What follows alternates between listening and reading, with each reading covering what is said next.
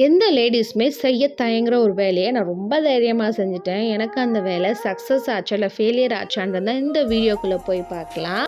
Hi friends, welcome to Mathi's bites and bits. என்னோட அப்பாவுக்கு நேற்று பர்த்டேங்க. ஸோ நான் அவர்கிட்ட விஷ் பண்ணேன், ஹாப்பி பர்த்டே அப்பா அப்படின்னு சொல்லிட்டு. அதுக்கு ஒரு சொன்னார், அதெல்லாம் இருக்கட்டும், என்னோடய ஃபோட்டோலாம் நீ ஸ்டேட்டஸில் வச்சு எனக்கு விஷ் பண்ணாத, எனக்கு அது ஒரு மாதிரி இருக்குது அப்படின்னு சொல்லி சொன்னார். எனக்கு வந்து ஒரே ஆச்சரியம், எங்கள் அப்பா வந்து ஒரு அதிசய குழந்தையாக பிறந்துட்டாரா என்னென்னு. பிகாஸ் என்னோடய ஃப்ரெண்ட்ஸு இல்லை மற்ற ஃபேமிலியில் என்ன நினைப்பாங்க அப்படின்னா, அவங்க பர்த்டே வந்து நம்ம ஸ்டேட்டஸ் வைக்கலைன்னா அவங்க வந்து கோச்சிப்பாங்க. இது வந்து இந்த மாதிரி பஞ்சாயத்தெல்லாம் என் ஃபேமிலியில் மட்டும் தான் நடக்குதா இல்லை உங்களுக்கும் நடக்குதான்றது எனக்கு சொல்லுங்கள். எங்கள் அப்பா வந்து இப்படி சொன்னனால சரி ஓகே, அவருக்கு ஸ்டேட்டஸ் தான் வைக்க வேணாம், நம்ம வந்து அவருக்கு ஸ்பெஷலாக பண்ணலாம் அப்படின்னு சொல்லி யோசிச்சேங்க. அப்போது யூடியூப்பில் இப்போல்லாம் வைரலாக போயிட்டுருக்கு இந்த ப்ரௌனி கேக். சரி நம்மளும் செஞ்சு பார்த்துடலாமே அப்படின்னு சொல்லி முடிவுக்கு வந்தேன். பட் நம்மக்கிட்ட அவன் இல்லை. நம்மளே இப்போ தான் இந்த பச்சைக்கடலை பருப்பு எப்படி கருகாமல் தாளிக்கிறதுன்னு கற்றுட்ருக்கோம். நம்ம போய் அவன்கிட்ட என்ன சொல்லுவாங்க, செருப்பால் அடிப்பாங்க. அதனால ஓகே நம்ம குக்கரில் பண்ணலாம் அப்படின்னு சொல்லி ஒரு ஐடியா வந்துச்சு. என்கிட்ட சின்ன குக்கர் தாங்க இருக்குது. பிகாஸ் நான், என் ஹஸ்பண்ட், எனக்கு வந்து 2 குட்டி குட்டி குழந்தைங்க தான் இருக்காங்க. ஸோ எனக்கு வந்து பெரிய குக்கர் தேவைப்படலைங்க. பட் என்கிட்ட எங்கள் அம்மா மேரேஜ் இப்போ கொடுத்த சீதனமாக அந்த குக்கர் இருக்குது. அதை வந்து இப்போ நான் அந்த கேக் செய்யறதுக்காக எடுக்கலாம் அப்படின்னு சொல்லி யோசித்தேன். பட் நான் வந்து புது குக்கரில் சால்ட்டை கொட்டி அதில் அந்த கேக்கை வேக வைக்கணும். அந்த குக்கர் அதுக்கப்புறம் யூஸ் ஆகுமா யூஸ் ஆகாதான்னு வேறு எனக்கு ஒரு பயம். இருந்தாலும் நான் செஞ்சேங்க. என்ன ஆச்சு தெரியுமா? வாங்க நான் இன்னும் கண்டினியூ பண்ணுறேன்.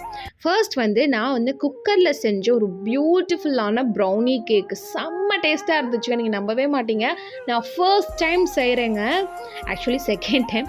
ஃபர்ஸ்ட் டைம் கருகிடுச்சு. நான் அந்த வீடியோவை வந்து ஷார்ட்ஸ் அவங்க கூட ஷேர் பண்ணுறேன்.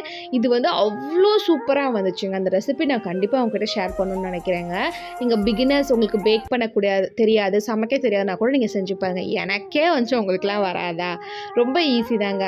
பட்டரு சாக்லேட்டையும் டபுள் பாயிலிங் மெத்தடில் மெல்ட் பண்ணணுங்க. என்கிட்ட வந்து நேற்று வந்து டைரி மில்க் சாக்லேட் தான் இருந்துச்சு. ஸோ நான் அதான் யூஸ் பண்ணேன்.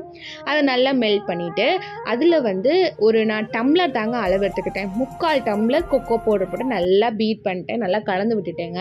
அதுக்கப்புறம் இன்னொரு பாத்திரத்தில் 2 முட்டை ஊற்றிட்டு நான் வந்து 2 மூடி வெனிலா எசன்ஸ் ஊற்றினேன். அதுக்கப்புறம் 3/4 டம்ளர் ஜீனிங்க, அதை நல்லா மிக்சியில் பொடி பண்ணி சேர்த்துக்கோங்க. அதுக்கப்புறம் சேம் 3/4 டம்ளர் நாட்டு சர்க்கரை, அதையும் மிக்ஸில் நல்லா பொடி பண்ணி சேர்த்துட்டு அதை நல்லா மிக்ஸ் பண்ணணுங்க. ஆக்சுவலி நான் ஒரு யூடியூப் சேனல் பார்த்து தான் வந்து செஞ்சேன். அது அவங்க பேர் எனக்கு ஞாபகம் இல்லை.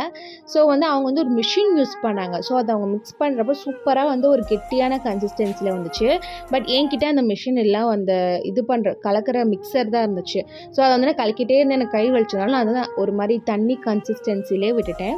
அது நல்லா மிக்ஸ் பண்ணி விட்டுட்டு நான் என்ன பண்ணேன்னா ஒரு 1.25 டம்ளர் மைதா சேர்த்தேங்க. அது நீங்கள் வீட் சேர்த்துக்கலாம், கோதுமை சேர்த்துக்கலாம், இல்லை அப்படின்னா ராகி கூட சேர்த்துக்கலாம், நல்லாயிருக்கும். ஸோ நான் மைதா போட்டு நல்லா மிக்ஸ் பண்ணேன். கொஞ்சம் கொஞ்சமாக போட்டு நல்லா மிக்ஸ் பண்ணிவிட்டு இப்போ இந்த மிக்சரில் நம்ம வந்து உருக்கி வச்சுருக்கோம் இல்லையா பட்டர் சாக்லேட்டு, கொக்கோ பவுடர், இதெல்லாம் அதை உள்ளே சேர்த்து அதையும் சூப்பராக மிக்ஸ் பண்ணணுங்க. மிக்ஸ் பண்ணிவிட்டு ஒரு ட்ரே, என்கிட்ட இந்த பேப்பர் ஷீட்டெல்லாம் இல்லைங்க, சொல்லுவாங்களே பட்டர் பேப்பர், அதெல்லாம் என்கிட்ட எதுவுமே இல்லை. ஜஸ்ட் பட்டரை மட்டும் ஒரு பாத்திரத்தில் நல்லா இந்த பாத்திரத்தில் நல்லா தேய்ச்சி விட்டுட்டு அதில் இந்த மிக்சரை குட்டி சாக்லேட்ஸு நட்ஸ் எல்லாம் போட்டு டெக்கரேட் பண்ணி குக்கரில் வந்து ஏற்கனவே வந்து அந்த உப்பை போட்டு ப்ரீ ஹீட் பண்ணி வச்சுருந்தேங்க. ஒன்றில் ஒரு 5 நிமிஷம் அதில் வந்து ஒரு மூடியை வச்சு அது மேலே இந்த கேக் மிக்சரை வச்சு ஒரு 45 மினிட்ஸ் நீங்கள் எடுத்து பார்த்தீங்க அப்படின்னா வச்சுட்டு இப்படி ஒரு அருமையான கேக் ரெடி ஆயிருங்க. என் கண்ணை என்னாலே நம்ப முடியலங்க. ஆக்சுவலி அந்த குக்கரில் வந்து அந்த கேஸ் கட்டும் விசிலும் போடக்கூடாது, நான் சொல்ல மறந்துட்டேன். நீங்கள் யாரும் போட்டுறாதீங்க, வெடிச்சிட போகுது. அவ்வளோதாங்க, அருமையான கேக் ரெடி ஆகிடுச்சு. எங்கள் வீட்டிலலாம் யாருமே நம்பலைங்க. பட் சூப்பராக அதை கேக்லாம் கட் பண்ணி நாங்கள் சாப்பிட்டோம். எல்லாருக்குமே அது ரொம்ப பிடிச்சிருந்துச்சு. இப்போ என்னோட கவலையெல்லாம் என் குக்கருக்கு என்ன ஆகும், அதில் நெக்ஸ்ட்டு சமைக்க முடியுமோ முடியாதான்றதை எனக்கு கமெண்ட்ஸில் சொல்லுங்கள். அவ்வளோதாங்க, பிரியாணி எக்கோட பர்த்டே சிறப்பாக முடிஞ்சிருச்சு. உங்களுக்கு இந்த வீடியோ பிடிச்சிருந்தா லைக் பண்ணுங்கள். நம்ம ஃபேமிலியில் ஜாயின் பண்ணால் சப்ஸ்கிரைப் பண்ணிக்கோங்க. Thanks for watching. Bye bye.